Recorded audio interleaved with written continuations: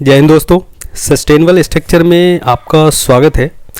दोस्तों आज मैं डिस्कस करूंगा ऑनलाइन ट्रेनिंग के रिगार्डिंग जो सोलर का प्रॉपर डिज़ाइन किया जाता है, जिसमें आपको साइट सर्वे से रिलेटेड और रिसर्च एंड डेवलपमेंट तक आपको डिटेल से बताऊंगा।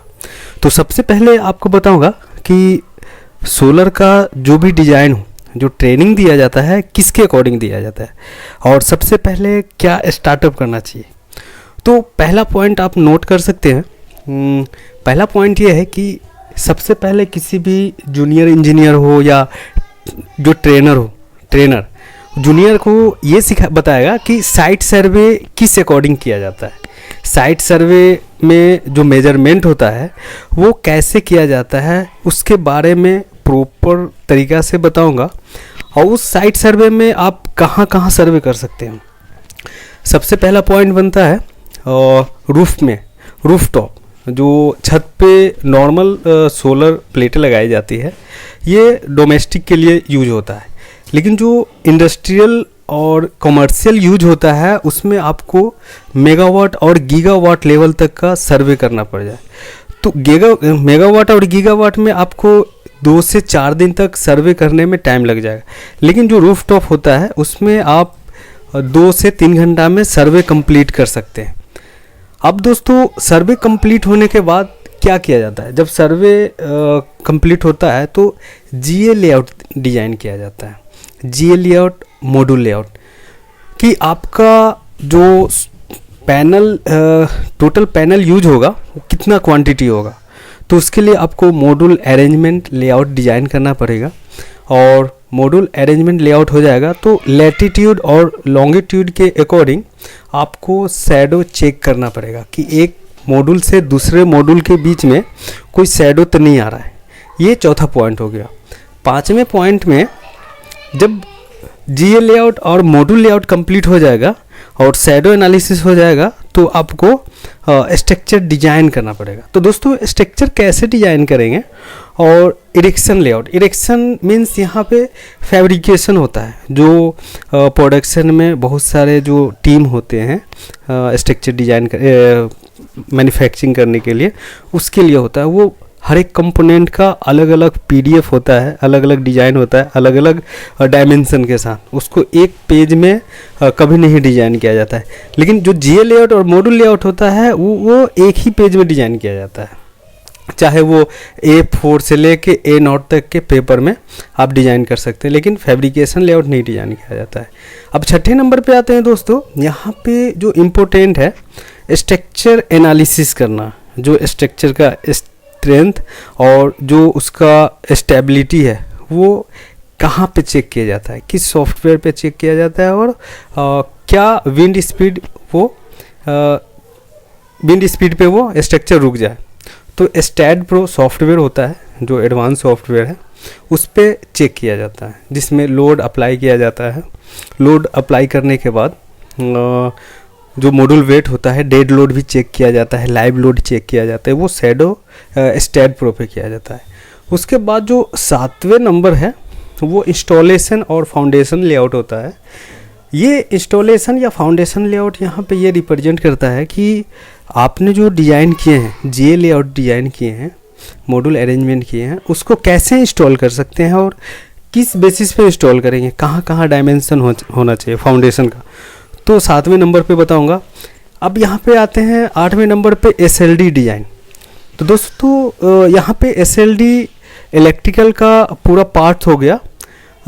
सिंगल लाइन डायग्राम, यहाँ पे जो एसी साइड से लेकर डीसी साइड तक कैलकुलेशन होता है।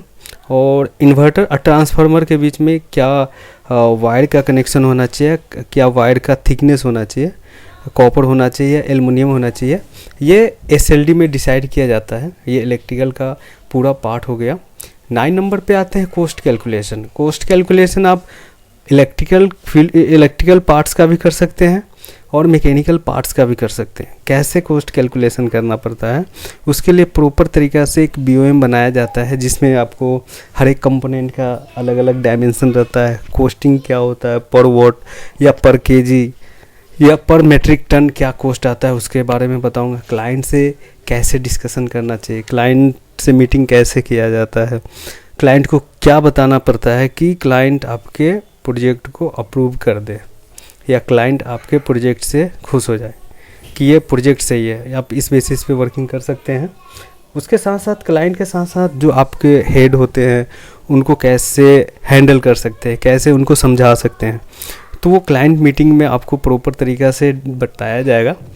जो लास्ट नंबर है R&D, research and development. Research and development में आपको ये बताया जाएगा कि जो न्यू टाइप का स्ट्रक्चर होता है, चाहे वो रूफटॉप हो, ग्राउंड माउंट हो, टीन शेड हो या कारपोर्ट स्ट्रक्चर हो, कार पार्किंग, तो उसमें बहुत अलग अलग डिज़ाइन आती है, अलग अलग स्टील पे, SS पे आती है, MS पे आती है।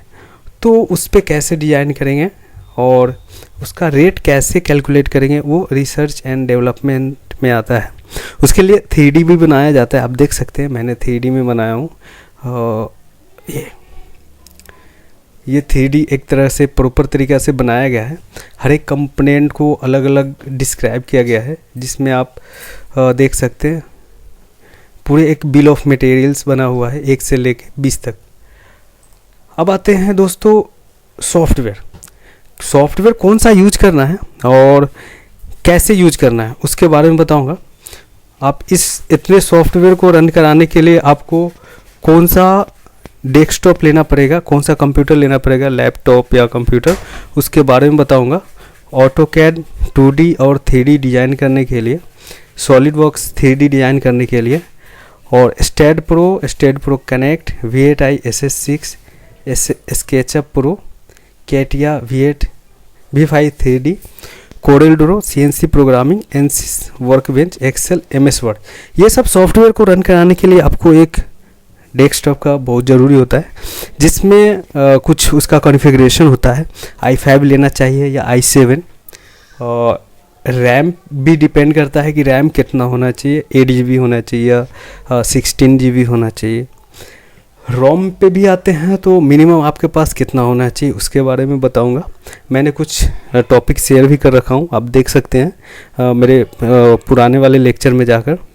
उसके साथ साथ आपको ये भी देखना पड़ेगा कि ग्राफिक्स कार्ड कितना होना चाहिए, जिससे हर एक जो स्ट्रक्चर डिज़ाइन करेंगे या कुछ 3D डिज़ाइन करते हैं तो उसका विजुअलाइजेशन कैसा होना चाहिए, वो होना चाहिए। और जनरेशन में देख सकते हैं, लेटेस्ट जनरेशन। तो धन्यवाद दोस्तों मेरे इस वीडियो को देखने के लिए। नेक्स्ट वीडियो में मैं स्टेप बाय स्टेप बताऊंगा हर एक कंपोनेंट को।